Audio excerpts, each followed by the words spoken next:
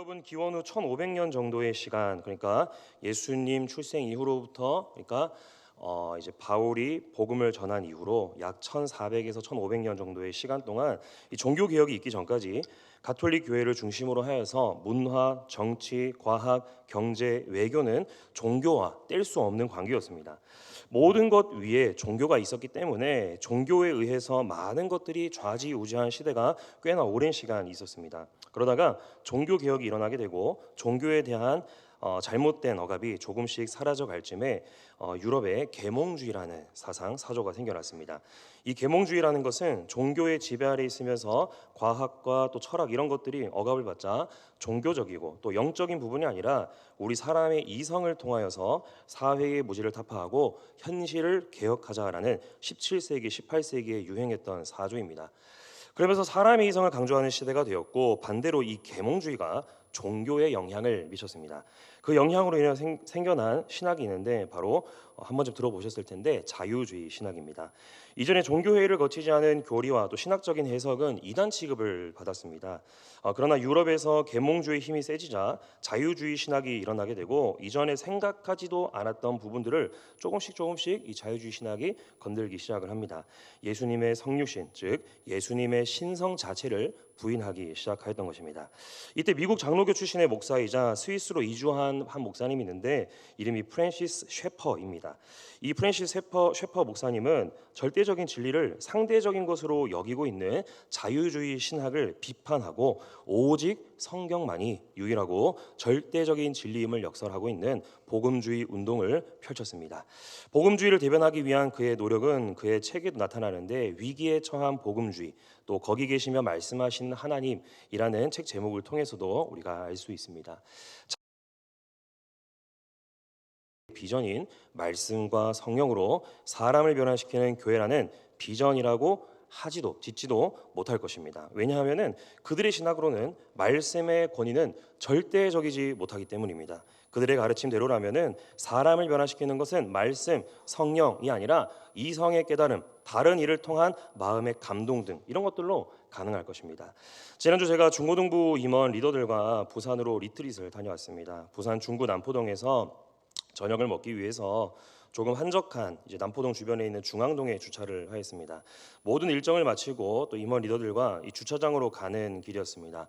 근데 그 가는 길에 제가 너무 이게 흥미로운 현수막을 보았습니다. 우리 하늘샘교회처럼 아주 양육에 열심인 종교 시설을 보았는데 한번 사진 한번 보여주시죠. 이게 지금 제가 사진을 좀 앞에 가서 찍었어야 되는데 제가 가는 길에 그냥 옆에서 급하게 찍는다고 혹시 보이십니까? 신입생 수시 모집을 하고 있는데 위에 지금 그러니까 제일 왼쪽 위에 고심정사 불교대학 아주 양육을 열심히 하는 되게 웃겨가지고 찍었습니다. 그리고 여러분 잘 안 보이시겠지만은 저기 오른쪽에 보면은 세 개 반이 있습니다. 교리반, 경전반, 사경반 이게 있습니다. 제가 이제 잘 이해가 안 돼가지고 일주일 동안 전화할까 말까 고민하다가 저 아래 전화를 진짜 실제 했습니다. 한 5분 정도 통화를 좀 했는데 목사라고 밝히진 않았습니다. 왜냐하면은 안 알려줄 것 같아가지고 5분 동안 제 신분을 속이고 궁금한 거를 그냥 이제 솔직하게 물어보았습니다. 젊은 사람이 전화를 하니까 되게 또 좋아하더라고요. 전화를 하면서 제가 이제 물어본 것은 무엇이었냐면은 제가 이제 그러니까 통화를 하면서 제가 이제 교리반은 제가 물어보진 않았고 경전반은 무엇인지 또 사경반은 무엇인지 이렇게 좀 제가 물어보았습니다. 경전반 같은 경우에는 이제 우리처럼 이제 성경처럼 이제 그 경전이 있으니까 그것에 대해서 동의대학교 어떤 교수님이 와서 뭐 가르친다 이렇게 얘기를 하였고 또 사경반은 제가 솔직히 이거 몰라가지고 두 번을 좀 물어봤는데 두 번을 들었는데도 이해를 못했습니다. 왜냐하면 제가 불교 용어에 진짜 모르다 보니까 진짜 몰라가지고 한 번 더 물어봤는데도 제가 뜻을 알지 못했는데 무슨 동아리 관련된 뭐라고 하는데 제가 네이버에 검색을 해보니까 아마 뭐 이렇게 경전을 좀 이렇게 쓰는 좀 그런 시간인가 이렇게 좀 제가 좀 추측을 좀 해보았습니다. 그래서 아무튼 제가 다 물어보고 나서 마지막 하나 궁금했던 게 뭐냐면은 이것이었습니다. 마지막으로 그러니까 불교 대학을 배우면은 무엇에 좋은지 그 직원분께 물어보니까 그분이 이렇게 대답을 했습니다. 부처님에 대해서 더 알아갈 수 있습니다라는 말을 듣고 제가 얻고자 하는 답은 좀 얻은 것 같아가지고 그렇게 이제 통화를 끊었습니다. 우리 여러분들 생각하시기에 삶을 변화시킬 수 있는 것은 무엇이라고 생각합니까? 삶을 변화시킬 수 있는 것은 제가 앞서 말하였던 계몽주의가 주장하는 불완전한 이성이 아닙니다. 또 삶을 변화시킬 수 있는 것은 다른 종교가 숭배하고 있는 허구의 우상이 아닙니다. 삶을 변화시킬 수 있는 것은 오직 하나님의 말씀으로만 가능합니다. 이것을 믿으십니까? 오늘의 말씀을 통하여서 우리 말씀이 변화시키는 삶의 변화가 무엇인지 깨달아서 점검하고 또 깨달은 바대로 사는 성도님들 되기를 주님의 이름으로 축복합니다.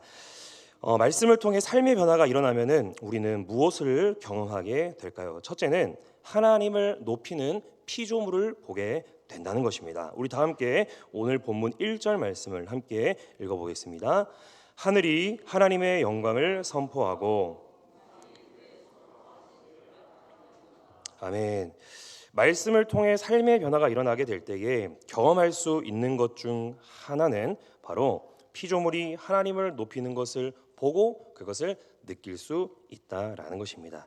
시편 19편의 부제를 한번 보십시오. 1절 바로 위에 있는데 그것을 이제 보시면은 저자가 다윗이라는 것을 알 수가 있습니다. 다윗은 우리가 잘 알고 있습니다. 왕정시대 통일왕국의 두 번째 2대 왕이자 나라를 아주 강하게 만든 왕입니다. 그러나 그의 능력은 그것은 아니었고 이스라엘의 진짜 왕 또한 다윗이 아니라 바로 하나님이라는 것을 우리는 잘 알고 있습니다. 다윗이 이끈 이스라엘군의 승리는 한 나라의 승리이기도 하지만은 근본적으로 본다면은 이스라엘 주변 나라가 숭배하는 그 거짓 우상들에 대한 하나님의 승리라는 것을 알 수가 있습니다. 구약 시대에 이스라엘이 만난 모든 나라의 신은 자연 또 동물들을 기반으로 한 우상이 많습니다. 오늘 말씀 중 1절 보시면은 하늘, 이것도 그 가나안 사람들에게는 우상일 수 있습니다. 2절을 보시면은 날과 밤이 등장하니까 날과 밤을 이루고 있는 해, 달, 별 등의 천체 등 또한 이스라엘을 제외한 이방 민족에게는 이것은 신격화의 대상, 즉 우상이었습니다. 그런데 다윗은 1절부터 6절까지 자연들을 계속해서 이야기하고 있습니다. 하늘, 해, 달, 별 등이 신격화되는 것이 아니라 마치 우리 사람과 동일한 피조물이 되어서 이 자연들이 하나님을 찬양하고 하나님의 통치를 받는 존재라고 말하고 있습니다. 이방 민족에게는 우상이었던 하늘이 하나님의 영광을 선포한다 1절에 고백하고 있습니다. 또한 궁창도 하나님의 일을 나타내는 존재 정도로만 표현을 하고 있습니다. 또 여러 이방 민족에게서 최고의 신 중 하나는 태양신입니다. 모든 것에 영향을 미치기 때문에 고대 사람들도 이것을 알고 있었던 것입니다. 그런데 4절을 보시면은 하나님이 해를 위하여 하늘의 장막을 베푸셨도다라고 말합니다. 해가 밤에 쉴 수 있게 장막을 제공하신 분이 바로 하나님이시라는 것입니다. 너희들의 최고신을 태양신을 쉬게 하실 수 있는 분이 하나님이라고 다윗이 고백하고 있습니다. 너희들은 피조물을 우상으로 삼아서 높이겠지만은 나 다윗이 믿는 신앙으로는 모든 피조물이 하나님을 높이고 있다라는 말입니다. 이런 자연 법칙과 피조물 또 만물을 통해 우리가 하나님을 알 수 있는 것을 일반 계시라고 말합니다. 그래서 일반 계시로는 하나님께서 창조하신 모든 것, 자연, 동물, 식물 그리고 그것으로부터 파생되어 시작된 사회, 과학, 정치, 경제 등 모든 것이 하나님을 나타내 보이는 것이라고 말합니다. 그래서 우리가 말씀을 통해 삶의 변화가 일어나게 될 때 이전에는 보이지 않던 것, 피조물이 하나님을 높이는 기이한 일들이 우리의 눈으로 보이게 되고 우리의 피부로 느껴지게 됩니다. 나의 이성이나 과학적 사실을 믿고 눈에 보이는 현상만을 믿었던 존재에서 말씀을 통해 삶의 변화가 일어나게 될 때에 피조물의 찬양 소리, 피조물이 하나님을 나타내는 것을 보게 된다라는 말입니다. 소련의 우주 비행사이자 최초로 지구 궤도를 도는 것에 성공한 유리 가가린이 있습니다. 우주 비행 후에 유리 가가린은 이런 말을 남겼습니다. 내가 아무리 우주의 공간을 살펴보아도 거기에 신은 없었다. 한 번 더 읽어드립니다. 내가 아무리 우주의 공간을 살펴보아도 거기에 신은 없었다라고 말했습니다. 소련이란 나라는 기독교 신앙이 박해받는 나라로서 그가 고백한 그 고백은 그의 믿음에 의하면은 당연한 말일 수가 있습니다. 그런데 그의 고백과는 다른 고백을 한 사람이 있습니다. 우주인이 있습니다. 그는 미국의 우주 비행사였던 존 글렌입니다. 그러니까 유리 가가린이 가고 나서 몇 년 후에 존 글렌이 우주 비행을 하게 됐는데 그가 이런 말을 남겼습니다. 내가 보니까 우주는 하나님의 영광으로 가득 차 있었다라고 합니다. 비슷한 시기에 같은 우주를 비행하고 왔지만은 한 사람은 믿음이 없으니까 광활한 우주만 보고 돌아왔습니다. 그러나 다른 한 사람이었던 믿음이 있었던 존 글렌은 믿음의 눈으로 그 우주를 보니까 광활한 우주가 모두 하나님의 영광으로 보였다라고 고백을 합니다. 사도 바울의 고백을 우리 다 함께 한번 읽어보겠습니다. 창세로부터 그의 보이지 아니하는 것들 곧 그의 영원하신 능력과 신성이 그가 만드신 만물에 분명히 보여 알려졌나니. 아멘. 사랑하는 성도 여러분, 말씀을 통해 삶이 변화하게 될 때에 우리 주변을 채우고 있는 피조물들이 다르게 보이기 시작을 합니다. 아마 저보다 나이가 좀 많으신 분들 아마 한 번쯤 다 경험해 보셨을 것인데, 저도 경험을 하고 자연을 볼 때마다 하나님의 위대함을 찬양하고 홀로 이렇게 생각을 할 때가, 묵상할 때가 많습니다. 자연과 동물뿐만이 아니라 우리의 삶의 영역에 닿아 있는 모든 만물들, 피조물이 모두 하나님의 작품들로서 하나님을 찬양하고 하나님을 높이는 것을 보게 될 것입니다. 그러므로 말씀을 통해 삶이 변화하여 하나님을 높이는 피조물들을 보게 되는 성도님들 되기를 주님의 이름으로 축복합니다. 말씀을 통해 삶의 변화가 일어나면 무엇을 경험하게 될까요? 둘째는 말씀의 능력을 경험하게 된다라는 것입니다. 우리 다 함께 좀 길지만은 7절부터 9절까지 말씀을 함께 성경 보고 함께 읽어보겠습니다. 여호와의 율법은 완전하여 영혼을 소성시키며 여호와의 증거는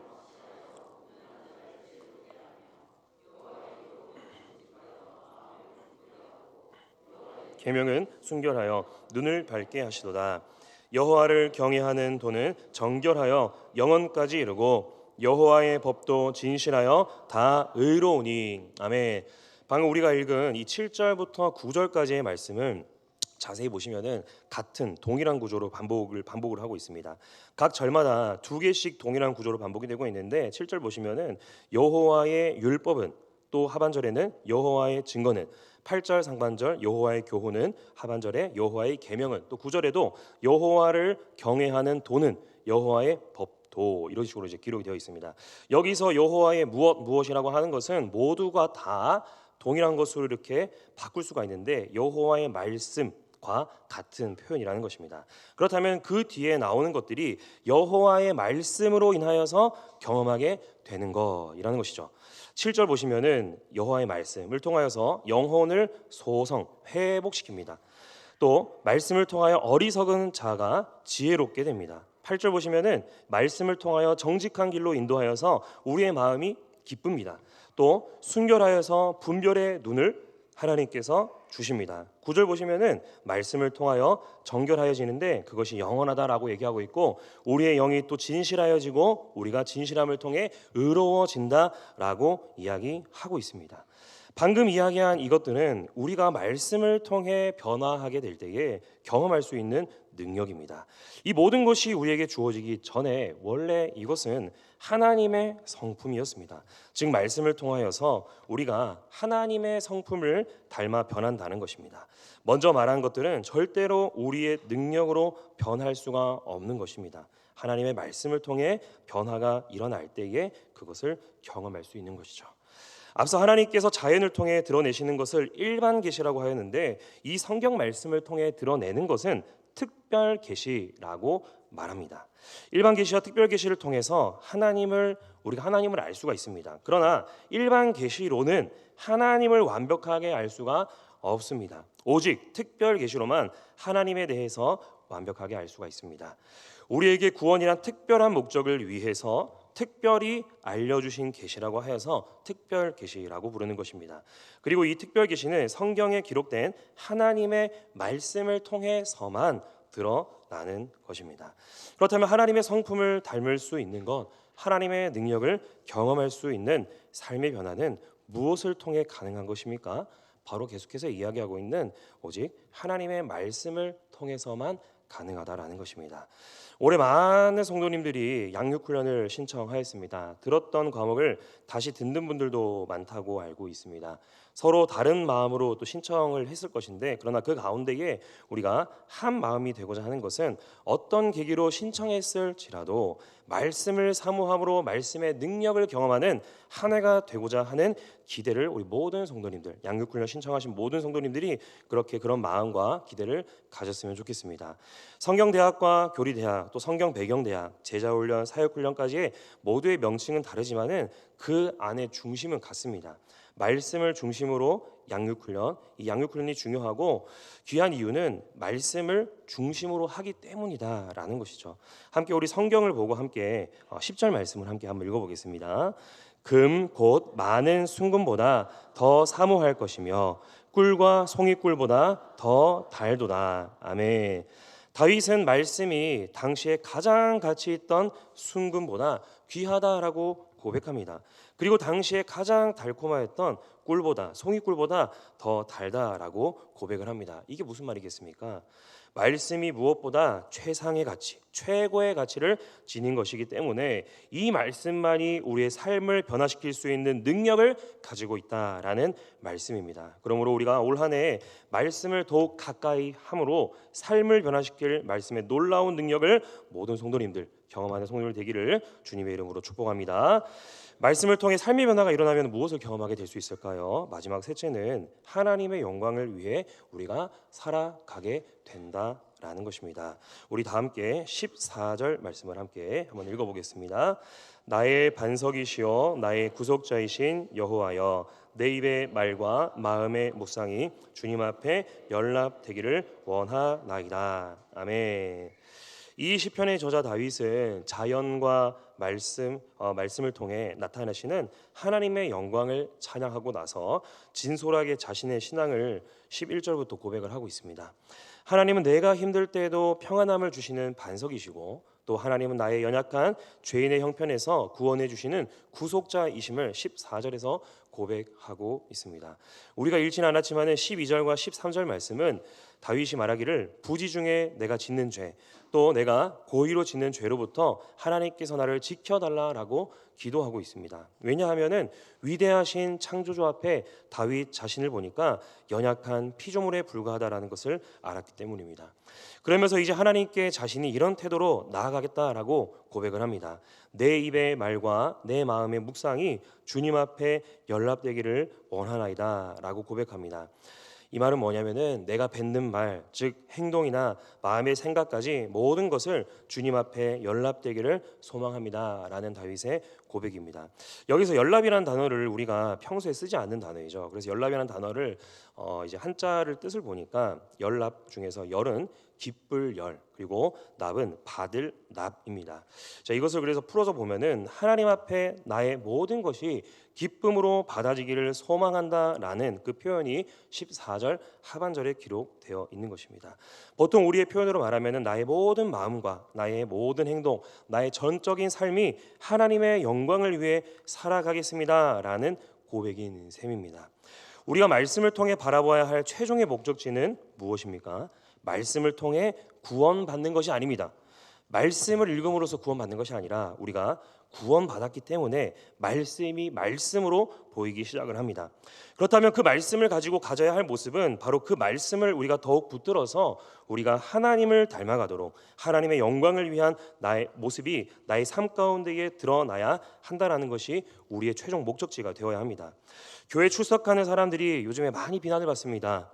나는 내가 잘하고 있지만은 이미 많은 교인들의 모습 가운데에서 하나님의 영광을 위해 살아가는 모습이 우리 교인들 가운데에 실종됐기 때문입니다. 그래서 우리는 말씀을 따라서 하나님을 닮아가야 하고 하나님의 영광을 드러내야 하는 것이죠. 이 일을 위해서 살아가는 신약의 인물들이 참 많습니다. 예수님의 제자들은 예수님이 죽으시기 전까지 하나님의 영광을 위한다라고 말을 하면서 세속적인 권세를 갖기 위하여서 싸웠습니다. 자기네들끼리 다투었습니다. 그러다 진정한 말씀의 주인공이신 예수님을 그들이 제대로 알게 되자, 부활하신 예수님을 만나게 되자 그들의 삶은 이전과 다르게 아주 빠르게 변화하게 되었습니다. 오직 주님의 영광을 위해서 그들의 목숨도 아끼지 않으면서 하나님의 영광을 위하여 살아갔던 제자들입니다. 또 사도 바울 이야기를 빼놓을 수가 없습니다. 사도 바울은 제자들보다 좀 더 심했다라고 볼 수 있는데, 자신의 지나친 열정으로 인하여서 사람을 잡고 또 종교적 심판을 받는 자리로 인계하고 돌에 맞아 죽는 것 또한 그가 보았습니다. 하나님의 영광을 위한다라고 그가 생각하고 실천하며 살아갔지만은 결국 잘못된 열정과 잘못된 열심이 하나님의 영광을 가리는 일에 열중하게만 만들었습니다. 그러나 그가 말씀이신 예수님을 만나게 되고 그의 삶 또한 제자들처럼 바뀌게 되었습니다. 예수님을 만났다고 단번에 인격적인 변화가 일어나는 것은 아닙니다. 바울 또한 믿은 후에도 회심한 사역자를 인정해주지 않은 과오가 그에게 존재합니다. 그의 회심 이후의 전반적인 삶은 오직 하나님의 영광만을 위한 삶이었다는 것은 부정할 수 없긴 합니다. 그의 삶을 변화시킨 복음의 출처는 분명한데, 우리 다 함께 화면을 보고 함께 말씀을 한번 읽어보겠습니다. 이는 내가 사람에게서 받은 것도 아니요 것이라. 아멘. 그가 이전에 어떤 삶을 살았는지 알만한 사람들은 알고 있습니다. 그 이후에 삶의 변화에 의문을 품는 자들에게 말할 수 있는 한 가지 사실이 있는데, 변화하기 전 또 이제 변화하고 나니까 내가 누구를 속이려고 변한 것이 아니라 예수 그리스도의 복음으로 인하여 내가 바뀌었음을 고백을 합니다. 그러면서 그의 인생의 최종 목적을 말하는데 그가 한 이야기입니다. 말씀인데 갈라디아서 1장 24절 말씀 우리 다 함께 한번 읽어보겠습니다. 시작. 나로 말미암아 하나님께 영광을 돌리니라. 아멘. 사도 바울의 편지는 맨 앞부분과 맨 뒷부분 이 모두 하나님의 은혜, 하나님의 평강, 하나님의 영광으로 끝나고 있습니다. 갈라디아서 외에 그가 쓴 대부분의 편지를 자세히 보시면은 자신과 또 아시아의 교회들과 유럽의 교회들을 변화시킨 하나님을 찬양하면서 말씀을 맺습니다. 지난주 중고등부 임원 리더들과 먼저는 이제 부산시의 구산광역시 동래구에 위치한 한국 기독교 선교 박물관에 먼저 갔는데, 거기 가서 해설사분이 하셨던 그 한 이야기가 제가 말씀을 준비하면서 생각이 났습니다.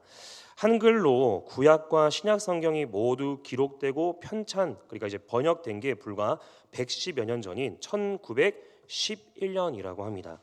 그때 가까운 나라에서 그것을 이제 번역하면서 조선 땅에 들어올 때 성경이라는 것을 들키지 않기 위해서 한 권을 통째로 들고 온 것이 아니라 이 한 권에 있는 것을 낱장으로 모든 쪽을 나누어서 여러 사람들을 통해서 그것을 들어왔다라고 합니다. 그리고 한글 성경임을 들키지 않기 위해서 다른 한 면에는 일부러 한자나 이런 한글 같은 것으로 기록한 편지 같은 것을 기록했다고 합니다. 그러니까 종이가 이제 이면지가 되는 건데, 한쪽에는 이제 한자 한글로 된 편지 같은 게 있는 것이고, 이제 그 뒤에는 이제 숨겨져 있는 것인데 거기에 한글 성경이 낱장으로 계속해서 이렇게 있었는데, 그거를 선교사님들 또 선교사님들이 또 시킨 사람들을 통하여서 그게 우리나라로 들어올 수 있었다라고 합니다.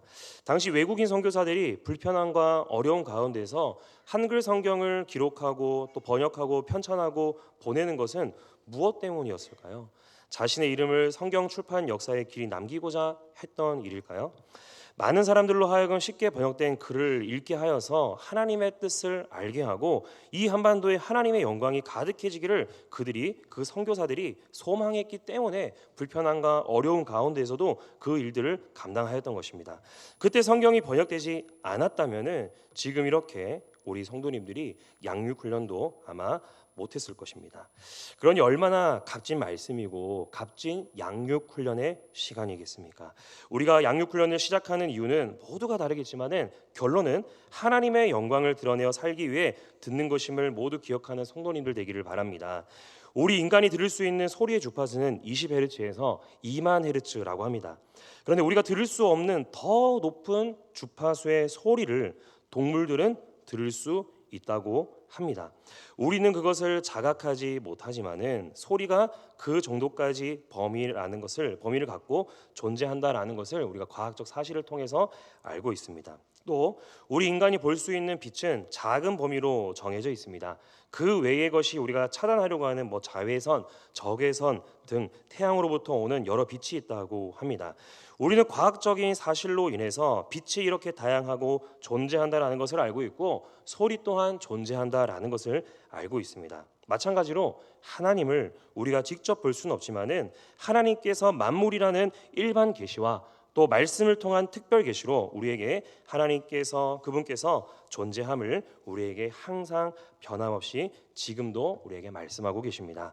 우리는 그 영원하고 변함없으신 하나님의 말씀을 통하여 삶이 변하게 될 것이고 이미 변화를 경험하고 있는 성도님들도 있을 것입니다. 그것을 우리가 믿어서 이번 양육훈련을 통하여 더욱 하나님의 모습을 담고 하나님의 영광을 드러내는 성도님들 되기를 주님의 이름으로 축복합니다.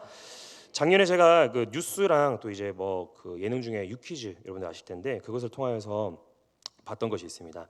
작년에 최고령 수능 응시자로서 뉴스와 예능에 등장했던 어르신이 있는데 43세가 아니라 43년생인 82세 어르신 김정자 할머니입니다. 이 할머니는 검정고시가 아니라 찾아보니까 중학교, 고등학교 공부도 다 하시고 수능까지 쳤다라고 합니다. 수능을 응시한 이유를 제가 또 이제 보았는데 그 이유가 그 할머니에게 너무 행복해 보였습니다. 손녀가 이제 SM 그 여대 그 출신인데 손녀와 동문이 되고 싶어서 이 수능까지 응시하셨다라고 합니다. 물론 그 이제 대학교에 이제 들어가지는 못했는데 이번에 제가 궁금해서 검색을 해보니까 학교 측에서 그 이제 기사랑 이게 또 이제 이슈가 되다 보니까 그 학교 측에 있는 평생교육원을 다닐 수 있도록 장학금을 지급했다라는 것을 보았습니다. 이 김정자 어르신의 이야기를 보면서 이번에 우리 양육훈련 신청하신 분들 제가 연령대를 좀 이렇게 찾아보니까 60대 성도님들 참 많았습니다.